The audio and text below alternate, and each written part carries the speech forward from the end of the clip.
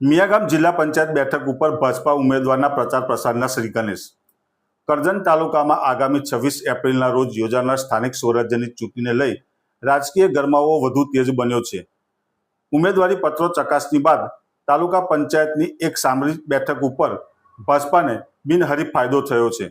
આજ રોજ મિયાગામ જિલ્લા પંચાયતના ભાજપા ઉમેદવાર નરેન્દ્રસિંહ ડાભિયાના પ્રચાર પ્રસારના શ્રી ગણેશ તાલુકાના ખાંધા ગામે આવેલા અરઈ ટેકરા હનુમાનજી મંદિરથી શરૂ કરવામાં આવ્યો છે. જિલ્લા ભાજપા મહામંત્રી જયદીપસિંહ ચૌહાણ, તાલુકા ભાજપા બીરેન પટેલ અને ભાજપાના વિવિધ હોદ્દેદારોની ઉપસ્થિતિમાં હનુમાનજી ભગવાનના મંદિરે દર્શન કરી આશીર્વાદ મેળવી તાલુકા પંચાયત પરની 5 સીટોના ઉમેદવારો સાથે ઝંઝાવતી પ્રચાર પ્રસારની શરૂઆત કરવામાં આવી છે. મોટી સંખ્યામાં કાર્યકરોના કાફલા સાથે જિલ્લા પંચાયત મિયાગામ સીટનો આજ રોજથી પ્રચાર પ્રસારની શરૂઆત થઈ છે. 26 તારીખના રોજ યોજાનારી સ્થાનિક સ્વરાજની ચૂંટણીમાં આજે 15 મિયાગામ જિલ્લા પંચાયતના ઉમેદવાર એવા અમારા નરેન્દ્રસિંહ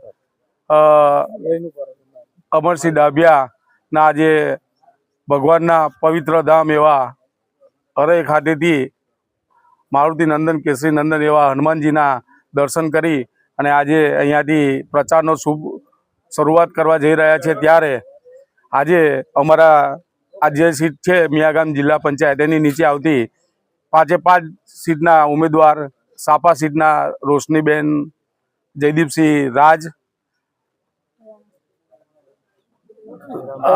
મિયાગામના આપણા સંગ્રામસિંહ રાજેન્દ્રસિંહ પડિયાર, હાંડોડના સંગીતાબેન જયદીપસિંહ વસાવા, અનસ્તુ સીટના જયેશભાઈ રોહિત અને કરમડીના સ્નેહલબેન પ્રજાપતિ એ તો બધા જ અમારા ઉમેદવારોએ હનુમાનજીના આશીર્વાદ લઈ દર્શન કરી અને આજે પ્રચારના શુભ મુહૂર્ત કર્યા છે.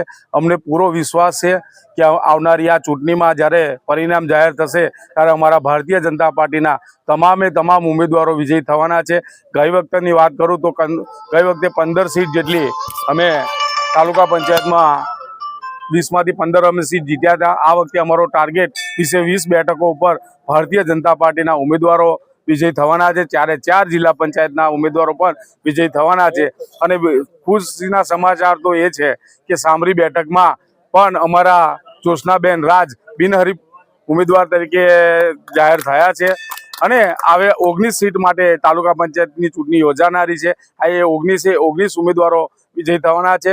આ વિસ્તારના સાંસદ સભ્ય મનસુખભાઈ વસા, આ વિસ્તારના અમારા ધારાસભ્ય એવા અક્ષયભાઈ પટેલ દ્વારા જે જનકલ્યાણના કામો અને વિકાસના કામો જે ગામે ગામ છેવાડાના માનવી સુધી પહોંચાડ્યા છે એને અનુસંધાને વિકાસના અમને મત મળવાના છે. સાથે સાથે ગઈ વખતે જે તાલુકા પંચાયત પણ અમારી રહી એના પણ જે પ્રમુખની અમારી બોડી રહી એ લોકોએ પણ છેવાડાના માનવીની ચિંતા કરી રોડ રસ્તા ગટર પાણીની જે પણ સુવિધા બાકી હતી એ પૂરી કરી છે. અને આવનાર દિવસમાં જે પણ બીજા કામો બાકી છે એ અમારી આ તાલુકા પંચાયતની બોડી બેઠા પછી એ પૂરા કરીશું. અને ભગવાન પર અમને પૂરો ભરોસો છે અને અમારા કરજણ તાલુકાના મતદારો પર પૂરો વિશ્વાસ છે કે આવનારી આ ચૂંટણીમાં અમે 20 બેઠકો જીતીશું અને 4 જિલ્લા પંચાયતની બેઠકો અમે જીતનારા છે.